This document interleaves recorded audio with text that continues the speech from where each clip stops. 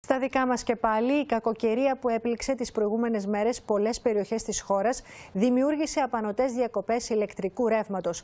Κάποιοι άνθρωποι όμως ρισκάρουν τη ζωή τους κάθε μέρα για να αποκαταστήσουν τις βλάβες και να έχουμε όλοι εμείς οι υπόλοιποι ηλεκτρικό.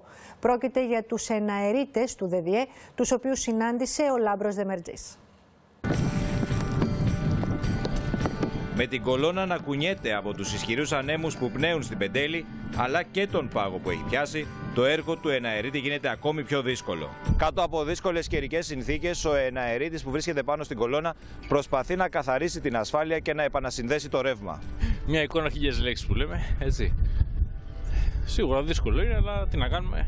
Αυτή είναι η φύση της εργασίας. Ο κίνδυνος είναι και το ρεύμα που δεν φαίνεται και η αναρρίχηση είναι ένα κομμάτι με αέρα, γιατί δυσκολεύει οπωσδήποτε. Έχει πάχο. Φορώντας ειδικά πέδιλα και παρά το κράνος και τα γάντια, πολλοί είναι οι θάνατοι που σημειώνονται από ατυχήματα κάθε χρόνο. 7 ως 10 θάνατοι είναι ο απολογισμός πέρα των τραυματισμών.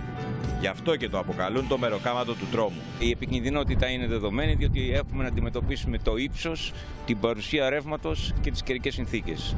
Και τα τρία πολλές φορές υπάρχουν και είναι πάρα πολύ δύσκολη και επικίνδυνη η δουλειά μας. Έχουμε αρκετούς τραυματισμούς, αρκετά ατυχήματα σοβαρά πολλές φορές. Προσπαθούμε να τα περιορίσουμε, τηρώντας τα μέτρα ασφαλείας βέβαια, όσο μπορούμε τα περιορίσουμε.